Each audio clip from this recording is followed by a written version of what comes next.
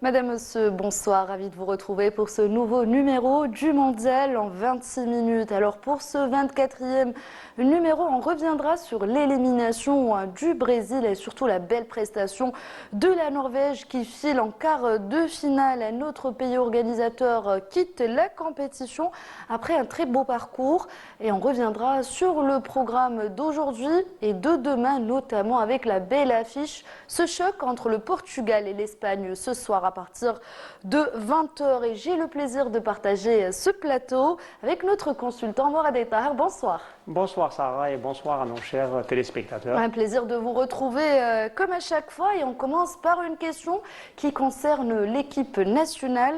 Aucune décision officielle n'a été prise, beaucoup de rumeurs. C'est quoi la priorité aujourd'hui pour la FAF, surtout avant le début des éliminatoires de la Coupe d'Afrique 2027, ça sera en septembre? Oui, c'est vrai qu'après notre élimination et de quelle manière, on a vu que notre équipe nationale n'était pas à la hauteur, surtout depuis le début de la Coupe du Monde et surtout le dernier match contre la Suisse. Certains disent depuis la CAN, excusez-moi de vous interrompre. Depuis la CAN, c'est-à-dire le dernier match contre le Nigeria, si on parle de match officiel. Mais les matchs amicaux, on avait fait quand même de bons matchs, mais ça n'a pas marché en Coupe du Monde. Et on savait qu'il y a quelque chose qui ne va pas entre... maintenant, est-ce que jusqu'à maintenant, on ne sait pas si l'entraîneur va démissionner ou il va être limogé, donc officiellement. Mais je pense que la meilleure décision, c'est de ne pas prendre des décisions à chaud, que ce soit des deux côtés, et attendre à la fin de la Coupe du Monde. Et bien, s'il y a une résiliation à l'amiable, des deux côtés, c'est mieux, sinon ce sera peut-être si c'est unilatéral, ça dépend des clauses du contrat. Ce que dit disons, les clauses du contrat. Mais je préfère dire qu'il ne faut pas réagir comme ça à chaud. D'ailleurs, c'est sage des deux côtés et tout, attendre. En tout cas, l'entraîneur est en vacances pour l'instant. Oui, en vacances, peut-être qu'il est rentré chez lui, mais en vacances. Et pas prendre des décisions, quand je dis des décisions à chaud, c'est de notre fédération, attendre, étudier bien le dossier avant de prendre des décisions. Prendre une décision, mais quand on voit les réseaux sociaux, la presse et tout, on voit que ça va être la séparation à l'amiable. Voilà, ça sera certainement la séparation entre la FAF et Petkovic. On parle de plusieurs noms d'entraîneurs locaux ou étrangers. Qu'est-ce qu'il faut aujourd'hui pour les Verts? Est-ce que vous êtes pour un entraîneur local ou peut-être un étranger? Certains parlent d'Hervé Renard peut-être. Oui, il y a beaucoup de noms cités dans les réseaux sociaux, par la presse et tout, mais moi je pense qu'il faut prendre tout le temps qu'il faut. Comme il y a 2 mois avant les dates FIFA, c'est au mois de septembre, c'est les éliminatoires de la Coupe d'Afrique. Et c'est pas qu'on a le temps, on ne peut pas faire déjà des stages avant le mois de septembre parce que c'est les dates FIFA. Donc il faut prendre le temps, s'il y a des missions, il faut prendre le temps de choisir un entraîneur. Il ne faut pas dans la précipitation. Il faut avoir les avis de la DTN ou du collège des entraîneurs. Il exige, je pense, les cadres de cette équipe qui vont continuer à être dans cette équipe nationale. Et comme maintenant, c'est les éliminatoires de la Coupe d'Afrique, c'est vrai que maintenant, on choisit un entraîneur, mais par rapport à quoi? Moi, je pense que c'est par rapport à l'objectif. C'est quoi l'objectif? L'objectif de cet entraîneur, le profil. Maintenant, si vous allez me dire l'objectif c'est de se qualifier en Coupe d'Afrique, là, il y a beaucoup d'entraîneurs, que ce soit locaux ou à l'étranger. Mais si les objectifs... C'est de remporter une 3e étoile? Et ces objectifs doivent être à la hausse, parce que maintenant, se qualifier en Coupe d'Afrique, on ne va pas dire que c'est facile. Mais c'est pratiquement, on a une équipe pour ça, et maintenant la Coupe d'Afrique, c'est facile de se qualifier. Même en Coupe du Monde, avec 48 équipes, on s'est qualifié facilement. Donc les objectifs doivent être à la Coupe d'Afrique, par exemple, arriver en demi-finale ou remporter la Coupe d'Afrique. La Coupe du Monde, se qualifier, il faut se qualifier, ce n'est pas un objectif. Après, l'objectif, c'est d'arriver minimum quart de finale. Mais quand on fixe ces objectifs, après, on choisit le profil de l'entraîneur qu'on veut. adéquat par rapport Voilà. à nos objectifs. Et aussi l'entraîneur, s'il va accepter, quand il doit connaître l'effectif, s'il va accepter ses exigences, parce qu'il faut exiger maintenant les objectifs. Ce n'est pas de se qualifier en Coupe du Monde. Se qualifier maintenant, vu les formules, c'est facile. Voilà. En tout cas, espérons que la FAF trouvera la bonne formule et on passe à l'actualité. On a parlé du Brésil, l'un des géants du football mondial quitte la Coupe du Monde. Donc le Brésil qui sort en huitième de finale. Donc c'était face à la Norvège, une impressionnante équipe de Norvège, 2-1, Morad. Un match avec beaucoup de rebondissements puisque le match a débuté à la 80e minute de jeu avec le premier but de Haaland. Oui, on a vu que c'est vrai que le Brésil a bien commencé. Il y a eu des occasions de l'équipe du Brésil. Ils ont raté même un penalty, même des occasions. Mais sincèrement, la Norvège aussi a bien joué. Il y a eu beaucoup d'occasions. Mais ce qui est vraiment, l'équipe de la Norvège a fait un très grand match. Elle a bien joué. Elle a joué en attaque rapide, en attaque placée, en triangle. Elle a gardé le ballon quand il faut dégager, il dégage, quand il faut le garder et tout. Et de but de Haaland qu'on connaît, mais il faut aussi le mérite du gardien de but qui a arrêté le penalty et il a arrêté beaucoup d'occasions. Donc si on voit, c'est-à-dire le score 2-1, cette victoire, la victoire de la Norvège, c'est une victoire méritée. Méritée avec la Norvège qui fait aussi un excellent parcours depuis le début de cette Coupe du Monde, d'une seule victoire face à la France. Plutôt une seule défaite, excusez-moi, 4 victoires. Oui, 4 victoires et surtout contre le Brésil. Et le Brésil...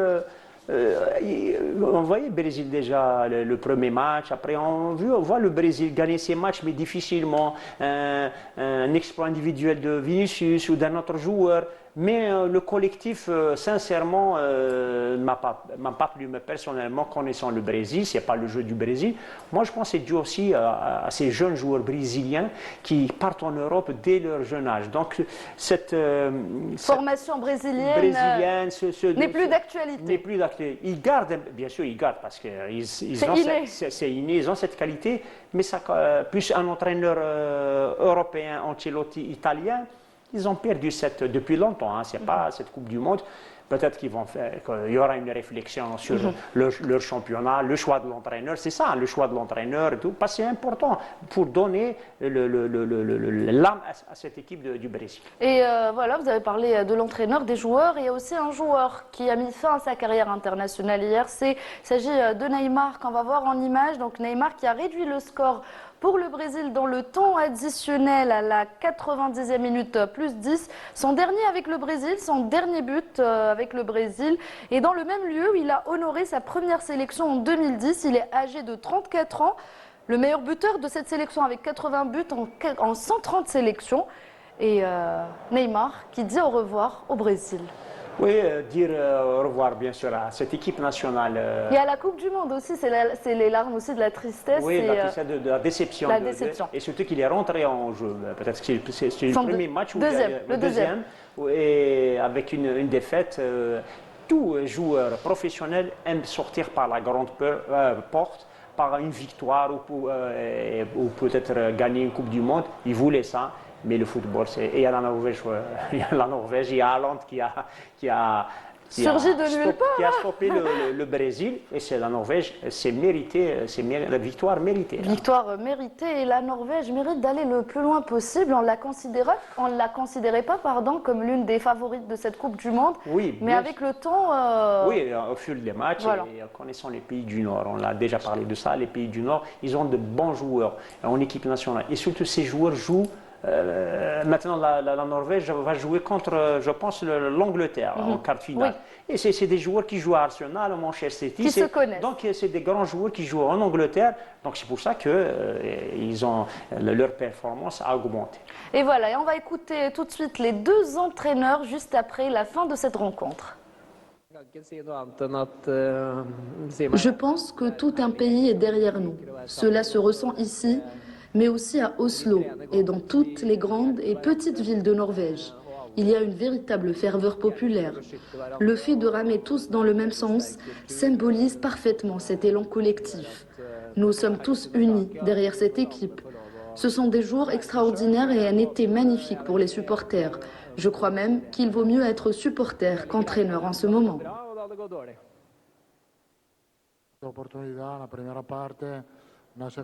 Je pense que dans l'ensemble, nous avons réalisé un bon match. Nous nous sommes créés beaucoup d'occasions en première période, puis encore en seconde. Alors que le score était de 0 partout, nous avons eu les opportunités pour faire la différence. Les changements avaient pour objectif d'apporter davantage de fraîcheur et de profondeur afin d'essayer de gagner ce match. Évidemment, nous sommes tous profondément déçus. Je pense que cette équipe a réalisé une bonne Coupe du Monde, même si elle aurait aimé aller plus loin. Aujourd'hui encore, nous méritons sans doute de remporter cette rencontre. Mais dans ces moments-là, il faut considérer qu'une défaite marque le début d'une nouvelle aventure, d'une nouvelle étape. Nous devons continuer à travailler, progresser et trouver de nouvelles idées. Pour moi, cette défaite ne marque pas une fin, mais le commencement d'un nouveau cycle. Voilà, le commencement d'un nouveau cycle pour les Brésiliens. Mais vous vouliez rajouter quelque chose par rapport à la Norvège, Morat? Oui, la Norvège, comme tous les pays du Nord, c'est des pays où le sport est vraiment très très important, que ce soit le football ou le basket, hand, natation, le hockey et tout. Et quand on voit une population de 5, presque 6 millions, avoir une équipe pareille, sincèrement, c'est qu'il y a une politique de football et sport. On exporte des joueurs professionnels en Angleterre, en Allemagne, sincèrement. Et nous, il faut le dire, 40 millions, on n'arrive pas à avoir de bons joueurs ici en Algérie et on ramène des joueurs des championnats européens. C'est bien, mais il faut avoir quand même des joueurs. Il faut une politique de sport, tous les sports et surtout le football ici en Algérie. On passe à un autre match, on le disait, un autre pays organisateur. Après le Canada, c'est le Mexique qui quitte la compétition en 8e de finale. Après cette défaite face à l'Angleterre, les Anglais qui ont bien géré ce match en s'imposant sur le score de 3-2.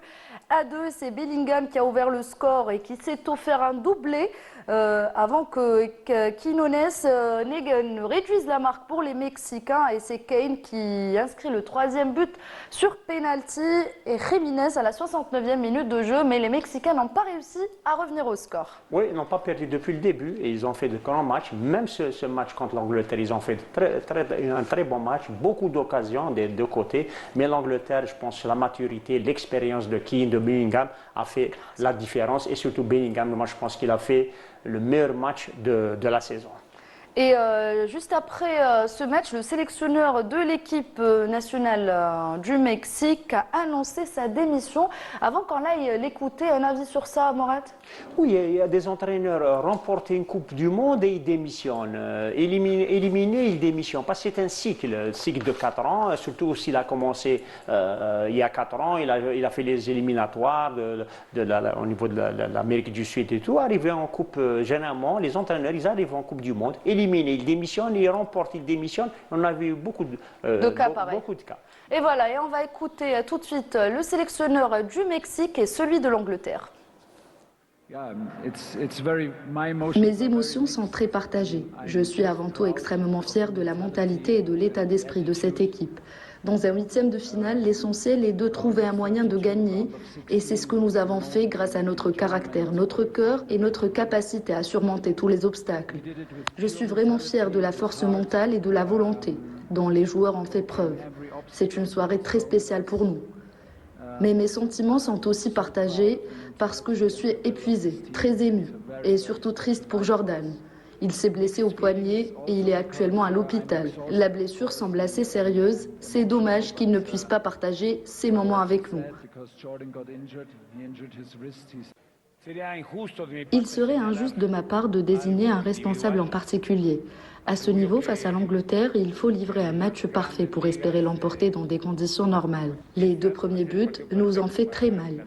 Nous étions malgré tout revenus au vestiaire avec beaucoup d'envie et la conviction de pouvoir renverser la situation. Puis est arrivé ce 3e but, largement évitable, qui nous a pratiquement condamnés. Nous avons continué à nous battre, même après leur expulsion, en essayant différentes options. Mais cela n'a pas suffi, l'Angleterre défend très bien, c'est une équipe très solide. Elle est 4e au classement mondial et il fallait tenter notre chance jusqu'au bout. Et voilà, on passe au programme de cette soirée avec ce choc tant attendu entre le Portugal et l'Espagne. Ça sera ce soir à partir de 20h au Dallas Stadium. Un choc très attendu, surtout par rapport à Cristiano Ronaldo. Oui, le football identique, latin, Portugal. Il y a l'équipe, plutôt l'école portugaise et l'école espagnole qui se bat même dans les méthodes d'entraînement, que ce soit les méthodes d'entraînement, soit au niveau des joueurs et tout. Moi, je pense que ça va être un match serré. Je donnerai un petit avantage pour les Espagnols, vu la prestation. Et Ronaldo restera Ronaldo.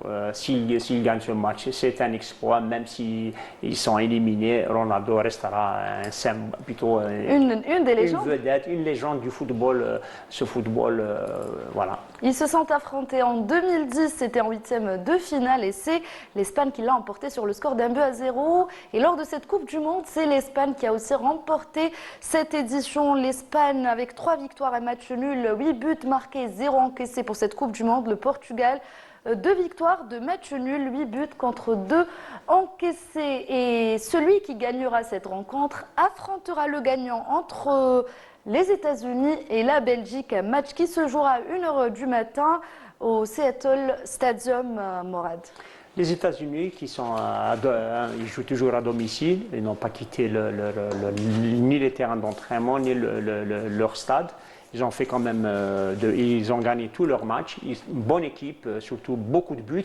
Belgique qui a fait un très très bon match contre le Sénégal, une remontada. Et je pense que ça va leur donner encore de confiance. Et moi, je pense que si je dois donner un pronostic, c'est difficile, c'est 50-50. 50-50. Le dernier match, ce sera entre l'Argentine et l'Égypte. L'Égypte qui dispute les premiers huitièmes de finale de son histoire. Ce sera Argentine-Égypte demain à 17h, Morad. Oui, on attend tous l'équipe d'Argentine contre l'Égypte. C'est pour voir notre niveau par rapport à l'Argentine. Je pense que l'Argentine, ça reste une grande équipe, surtout avec Messi. L'Argentine, plutôt l'Égypte. Déjà, c'est un exploit d'arriver à ce stade-là. Elle fera le maximum, mais ils ont de bons joueurs. Et c'est le point d'interrogation. Qu'est-ce qu'ils vont faire contre l'Argentine? On le verra demain à partir de 17h. Et on vous laisse tout de suite avec les résultats et le programme complet.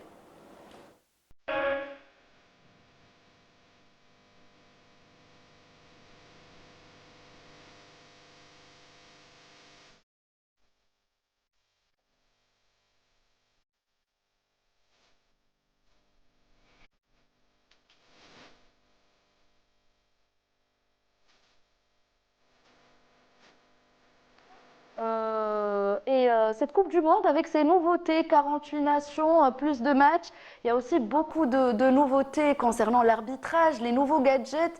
Est-ce que ça vous a plu jusqu'à présent, Morad, avant qu'on aille voir un sujet concernant ces nouveaux gadgets? Bon, je parle de la performance des équipes. Sincèrement, il y a de bons matchs, et beaucoup de buts, beaux spectacles et surtout l'émergence de buteurs et de gardiens de but aussi. Hein. On a vu, il y a des buteurs, Haaland, Keane, Mbappé, il y a Messi, voilà. Il y a des buteurs, mais il y a aussi des gardiens. Le gardien du Cap-Vert, le gardien de l'Angleterre, le gardien de... Sincèrement, l'émergence de beaucoup et le gardien de la Norvège. Voilà, beaucoup de gardiens, de belles performances, mais aussi des nouveautés concernant les nouveaux gadgets électroniques. On vous laisse avec ce sujet signé Fatah Abada.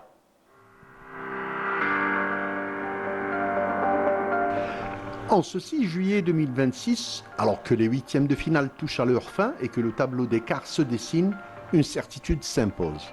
La technologie n'aide plus seulement à arbitrer, elle a totalement envahi le spectacle. Cet été, sur les pelouses américaines, canadiennes et mexicaines, la barrière traditionnelle entre le salon et le terrain a volé en éclats pour laisser place à un football en immersion augmentée.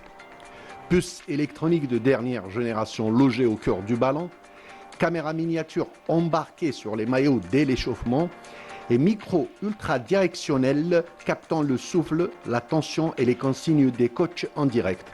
Le téléspectateur n'est plus un simple observateur, il est installé sur le banc de touche. On consomme désormais le jeu à travers des angles inédits et des données physiques affichées en temps réel sur nos écrans. Le point culminant de cette révolution reste les yeux de l'arbitre. Cette hyperconnectivité change absolument tout. Elle humanise les décisions, responsabilise les joueurs sous l'œil de milliers de capteurs et offre une mine d'or visuelle pour décrypter le spectacle à la seconde près. Voilà, le football avec les nouvelles technologies. On arrive au terme de cette émission. On vous propose l'image du jour de ce 24e numéro qu'on va voir dans quelques instants avec cette belle célébration des Norvégiens.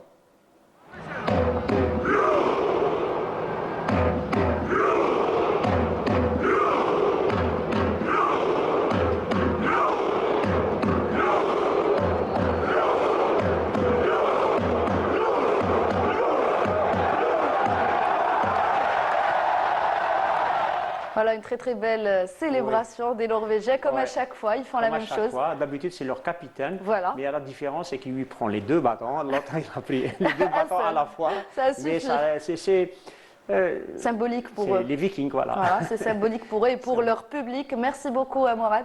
Merci, Zahra. Et merci à vous, nos chers téléspectateurs, de nous avoir suivis. Merci à toute l'équipe du Studio 7. Merci à Mokhtar Hamani. Demain, un nouveau numéro avec Sid Ahmed Bourayeb. Je vous dis bonne soirée et surtout restez branchés sur Canal Algérie. Au revoir.